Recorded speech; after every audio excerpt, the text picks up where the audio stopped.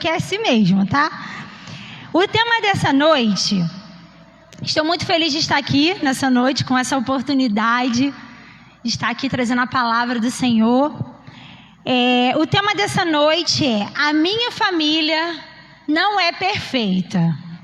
E eu gostaria de saber se nessa noite existe alguém aqui que tem uma família perfeita, porque eu quero conhecer. Tem alguém? Se tiver, se apresente, porque eu quero conhecer a sua família perfeita. Não tem? Oh, que bom, fiquei feliz agora, porque a minha também não é perfeita. Então nós estamos juntos nesse barco. Então o tema de hoje é: a minha família não é perfeita. Talvez muitas pessoas entraram aqui nessa noite se sentindo frustrada, sentindo triste, desanimado. Por quê, pastora? Porque olha a situação da sua família e ela olha e fala assim: ai, pastora, a minha família parece que não muda. Eu olho aqueles comerciais de margarina, aquela mesa bonita, não é? Aquele café da manhã bonito, com aquela família reunida, pai, mãe, filhos, aquela comunhão legal. E a gente olha a realidade da nossa família, e a gente olha aquela cena na propaganda, o que acontece? A gente fica triste. Por quê? Porque a gente olha aquele cenário, e a gente olha para a nossa família e a gente não vê nada daquilo. E a gente olha e fala: nossa, Deus, parece que a minha família não é perfeita. Mas eu vim te falar hoje, irmãos, que não é só a sua família que não é perfeita. A minha família não é perfeita. A nossa família não é perfeita. Mas é a família que Deus nos deu. É a família que Deus deu para mim e Deus deu para você. E você pode glorificar a Deus por isso nessa noite? Apesar da sua família ser imperfeita, é a família que Deus te confiou estar? Porque nenhum de nós escolhemos a família que nós íamos nascer. Não é verdade? Nós não escolhemos, nós nascemos nessa família e acabou. Talvez existam pessoas aqui que foram adotadas. Existem pessoas que talvez sejam filhos de coração, mas mesmo assim você não escolheu, você foi adotado. E você caiu nessa família aí. E nessa noite, existem pessoas que elas andam frustradas, porque elas começam a comparar a sua família com a outra. E ela olha a sua família, olha todos os defeitos, todos os problemas, todos os pega para capaz, né? Todas as confusões, todas as discórdias. Mas também nós temos que olhar a nossa família e ver que quando o bicho pega, quem está do nosso lado é a nossa família. Quando o barraco quebra, quem está do nosso lado é a nossa família. Tem briga, pastora? Tem. Tem discussão? Tem. Tem desentendimento? Tem. Ainda mais aquele almoço, gente, quando a gente marca aquele almoço de família, que a gente pensa que vai ser mil maravilhas, né? Aí sempre entra alguém com algum assunto, aí vira aquela confusão, aquele bate-boca. Mas também quando acontece algum problema, quando alguém fica doente, quando acontece algum imprevisto, são essas mesmas pessoas que nos apoiam. São essas mesmas pessoas que nos ligam. São essas mesmas pessoas que às vezes nos enviam recursos financeiros. Então, apesar de toda a imperfeição, ela é a nossa família. E nós temos que glorificar o Senhor por ela nessa noite. E eu gostaria de convidar os irmãos a hoje a ver exemplos aqui na Bíblia comigo. Eu sei que existem várias pessoas, várias famílias na Bíblia. A nossa Bíblia, a palavra do Senhor, o nosso manual de vida, ela tem vários exemplos de famílias. Famílias perfeitas, famílias mais ou menos perfeitas. Vamos tirar perfeita aqui, gente. Não existe perfeito. Famílias mais ou menos perfeitas, famílias totalmente imperfeitas, mas é família. E eu gostaria de dividir com vocês a família de Jacó. A família de Jacó, Jacó, ele roubou a primogenitura do seu irmão Esaú. Rebeca, sua mãe, ajudou Jacó a roubar a primogenitura do seu irmão. Então vamos lá, olha como é que já começa o cenário dessa família. Aí o que acontece? A palavra nos conta que Jacó, ele foge, porque o seu irmão descobre e ele fica muito brabo, ameaça ele de morte. E Jacó foge, vai viver longe da sua família. E Jacó, ele faz a sua vida longe da sua família. E a palavra nos conta que Jacó, ele tem 12 filhos. E desses 12 filhos, sabemos que é constituído as tribos de Israel. E aí quando a gente vai olhar lá na frente a vida de Jacó, depois que ele tem os seus filhos, quem é o queridinho de Jacó? José. Olhamos a história de Jacó e nos lembramos de quem? José. José era o seu filho predileto. Ele tinha 12 filhos, só que José era o seu xodozinho, tanto que ele fez uma túnica. E o que aconteceu com seus irmãos? Invejaram. Será que existe alguma família aqui que se enquadra nessa história? Será que existe alguma família aqui que se identifica? Ah, pastora, na minha família tem um queridinho. Na minha família tem um irmão, a irmã ali se manifestou, levantou a mão ali, tímida, mas levantou. Na minha família tem um irmão que é queridinho da família. É o filhinho de mamãe e de papai. Irmão, você não está sozinho. Jacó, ele tinha o seu filho predileto. Então, para você ver que a sua família não é imperfeita sozinha, Jacó está junto contigo. Então fica tranquila nessa noite, relaxa, glorifica o Senhor, porque não só acontece na sua família, mas acontece nas melhores famílias de Nova York, e até aconteceu na família de Jacó. Então existem famílias que sempre um pai vai querer sempre atenção mais para o outro filho. Talvez não é porque ele queira, mas porque sempre tem um filho que dá mais trabalho. Que o meu irmão não esteja assistindo essa live, gente. O meu irmão, ele sempre foi mais bagunceiro do que eu. Vou falar bagunceiro, que é a palavra mais bonitinha, né? Nesse momento. A pastora tá ali assim, ó. Ai, meu Deus, que susto. O meu irmão sempre foi mais bagunceiro que eu. Então, sempre quem ficou mais de castigo, gente? Ele. A minha mãe, quando chegava do trabalho, ela perguntava primeiro por quem?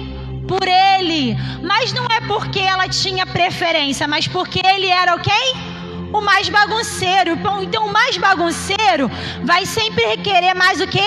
A atenção. Vamos dizer que na família de vocês não tem um bagunceiro como a minha tinha, gente. Agora não, porque já estão muito casados, né? Fizeram a sua vida. Então, gente, na família de Jacó também tinha sua imperfeição. Só que todos os filhos cresceram. Apesar de todos os pega-pra-capaz que tiveram, que nós sabemos que os irmãos venderam José. Aconteceu aquilo tudo na vida de José, com o propósito de Deus, é claro, que Deus permitiu. Porque se aconteceu aquilo foi porque Deus permitiu na vida de José. Mas no final o que aconteceu? Todo mundo terminou junto e misturado. Jacó na sua velhice, mandou chamar todos os seus filhos e fez o quê? O abençoou, cada um de uma maneira diferente. Então teve problemas, pastora? Sim. Teve dificuldade? Sim. Teve desentendimento? Sim. Mas no final terminou todo mundo junto. E é isso que vai acontecer. Talvez você entrou aqui nessa noite questionando, pastora, a minha família tem desavenças, tem discussões, tem problemas, mas o Senhor manda te dizer, no final vai ficar tudo bem. Creia nessa essa verdade nessa noite. Assim como aconteceu, tudo ficou bem na família de Jacó. No final, todo mundo terminou junto. Jacó, na sua velhice, estava lá junto com seus filhos, pôde ver seus netos. Mesma coisa vai acontecer na sua família. Apesar das diferenças e as imperfeições, no final vai dar tudo certo em nome de Jesus. E aqui nos fala sobre, entre tantas famílias que nós poderíamos citar nessa noite, na palavra, eu encontrei também a história da família do rei Davi. E a história do rei Davi, gente, a família dele foi algo mais de tragédia. E eu quero falar para famílias aqui nessa noite que talvez sofreram tragédias. Que isso, pastor? Eu sei que existem famílias aqui que talvez enfrentaram tragédias. E eu quero te falar algo. Não aconteceu só na sua família também. Sabe por que eu amo a palavra do Senhor? Porque Deus, Ele fez questão de deixar tudo registrado. Talvez Deus, Ele poderia deixar só as coisas boas, mas Deus, Ele fez questão de também deixar as coisas ruins, para que eu e você pudéssemos ver e falar, não aconteceu só na vida de fulano. Talvez a gente pense, só eu que sofro, só a minha família que sofre. Não, na família de Davi também, ele sofreu, ele passou por problemas, por dificuldade. Olha o que nos fala, a palavra nos conta, eu não vou ler versículos aqui porque o tempo é curto. Aqui nos fala que Absalão, ele mandou matar o seu irmão Amon. Mas por que ele fez isso? Porque Aminon, ele abusou da sua irmã Tamar. Aminon mandou chamar a sua irmã Tamar, que era sua meia-irmã. Ele era irmã de Absalão e Tamar, só que era de mãe diferente. E ele tinha uma fissura por Tamar. Ele mandou chamar, Aminon mandou chamar Tamar na sua casa. Inventou que estava doente. E ela foi lá, preparou uma comida para ele. E ele abusou dela. E depois que ele abusou, ele cometeu aquele ato. Ele sentiu nojo, desprezou ela. E Absalão, ele ficou com aquele sentimento de vingança. A palavra nos fala que ele ficou 1 ano aguardando o momento de se vingar. E ele mandou matar o seu irmão. Ele mandou matar o seu próprio irmão. Meu irmão, porque era de mães diferentes. E eu quero te falar, você nessa noite que passou por uma tragédia, talvez não como essa, mas parecida. E você falou, eu não quero mais fazer parte dessa família. Apesar da tragédia ter chegado na sua família, ela é sua família e você é responsável por orar por ela nessa noite, para que Deus venha trazer a restituição, para que Deus venha trazer o perdão, para que Deus venha trazer a mudança. Se você está aqui nessa noite, se você está assistindo essa live, é porque Deus está te permitindo. Ei, você está sendo coluna da sua família. A tragédia chegou, mas você está aqui como hoje, para clamar pela sua família, para que haja mudança em nome de Jesus. Talvez você sinta vergonha da sua família, porque passou por uma situação parecida como essa e você entrou por essas portas, ou você está me assistindo e fala, eu não quero mais fazer parte dessa família, essa família só me traz vergonha. Mas o Senhor te encoraja hoje, é tempo de clamar, de interceder. Ainda há esperança para a sua família, porque Davi, ele não desistiu dos seus filhos, mesmo sabendo tudo isso que aconteceu. Davi ficou muito triste. Todos nós sabemos que tudo que aconteceu foi por consequência do erro da vida de Davi. E a palavra nos fala que Absalão fugiu. Depois ele voltou. E o próprio Absalão se voltou contra o seu pai. Conta a tragédia numa família. Conta imperfeição numa família. Mas era a família de Davi, eram os seus filhos. É a sua família. É imperfeita? Sim. Passou por tragédias? Sim. Mas é a família que Deus permitiu você nascer. E se você está aqui hoje, talvez sozinho, o único da sua família servindo a Ele, ainda há esperança. Você é o suficiente para mudar o destino da sua família. E a última família que eu queria citar como exemplo de imperfeição foi a família de Jesus. Talvez você olhe e fale: Maria e José era a perfeição por natureza, o Senhor confiou. Maria, quando chegar no céu, gente, a primeira pessoa que eu quero conhecer é Maria, a mulher que teve no seu ventre o nosso Salvador. Que honra! Mas mesmo assim, essa família viveu uma imperfeição. Qual foi, pastora? Eles esqueceram Jesus.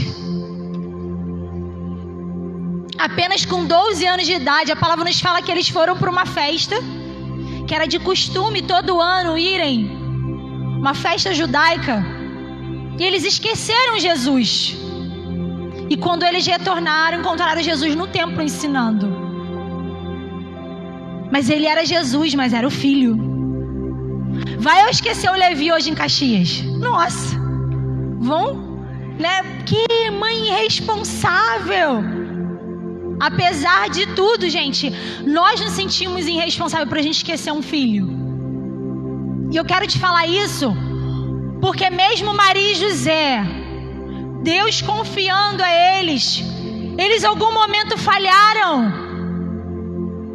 E talvez a gente se cobra muito por ter a família da propaganda de margarina. Nós não vamos ter. A nossa família, ela vai continuar sendo imperfeita, mas é a nossa família. É a família que eu tenho que orar. É a família que eu tenho que clamar. É a família que eu tenho que levantar de madrugada, dobrar os meus joelhos e colocar diante do Senhor a foto deles e falar: Senhor, salva a minha família, salva os meus. E eu gostaria de terminar essa palavra lendo Josué. Josué, capítulo 24. Aleluia. Josué 24, versículo 15, que diz assim: mas se vocês não querem ser servos do Senhor, decidam hoje a quem vocês vão servir. Resolva se vocês vão servir os deuses dos seus antepassados, que adoraram na terra da Mesopotâmia, ou os deuses dos amorreus, na terra de quem vocês estão morando agora. Porém, eu e minha casa serviremos ao Senhor. Oh, a minha família, ela é imperfeita, mas eu decido com toda a imperfeição que eu e minha casa vamos servir ao Senhor. Tem brigas, pastora? Tem dificuldade? Tem arranca-rabos? Tem diferenças? Tem. Só que eu decido que eu e minha casa vamos servir ao Senhor. A minha família não é igual da propaganda de margarina, não, mas eu e minha casa vamos servir ao Senhor, apesar das dificuldades, apesar dos problemas, apesar das diferenças, apesar de um dia talvez, né, a gente discutir, desentender, mas eu e a minha casa vamos servir ao Senhor. Ela não é perfeita, mas a perfeição que é Cristo vai aperfeiçoar ela aqui. Oh, aleluia, decida hoje. Não existe família perfeita, mas é minha, sua família, e nós não podemos aceitar que ninguém fale mal. Pode todo mundo falar mal, mas você não. Você não pode falar mal. Não se junte para falar mal. Quando vier e falar, você fala: minha família é imperfeita, mas foi Cristo que me deu. Porque a sua é perfeita? Acabou. a pessoa vai ficar quieta, porque a dela também não é. Tenho certeza. Tenho certeza, irmãos. Porque quer conhecer alguém, conviva com ela 24 horas e você vai descobrir vários defeitos. Quer me conhecer? Vai para minha casa, conviva comigo, você vai ver quantos defeitos eu tenho. Pergunta pro pastor Leandro, que ele acabou de chegar ali. Eu vou ter um monte de defeitos. Mas é a nossa família. O Senhor te confiou. Para de jogar responsabilidade para o outro. É muito fácil você jogar responsabilidade para o seu marido, para o seu filho, para o seu pai. A responsabilidade é sua. Se você está aqui hoje buscando para sua família, se você está assistindo essa live, a responsabilidade é sua de clamar pela sua família, mesmo imperfeita, do jeito que ela é. Mesmo aquele filho imperfeito, a responsabilidade é sua. Mesmo aquele irmão imperfeito que, se você pudesse, você não orava, você tem que orar. Mesmo por aquele avô, por aquela avó, por aquele tio que não merece, que é imperfeito, a responsabilidade é sua. Porque Josué declarou: eu não sei quem vocês vão servir, só sei que eu e a minha casa decidimos, vamos servir ao Senhor. Então, se você tiver essa atitude que Josué teve, se você decidir hoje, mesmo você estando aqui sozinho, sem ninguém da sua família, o Senhor vai honrar a tua fé. Mesmo que você diga: eu e minha casa serviremos ao Senhor. Hoje você está aqui sozinho, mas Deus, Ele tem poder o suficiente de trazer aquele que está longe, por causa da tua fidelidade, por causa da tua decisão. Amém? Vamos orar nessa noite.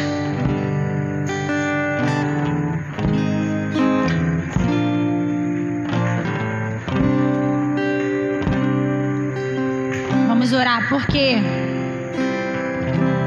o Senhor nessa noite quer nos encorajar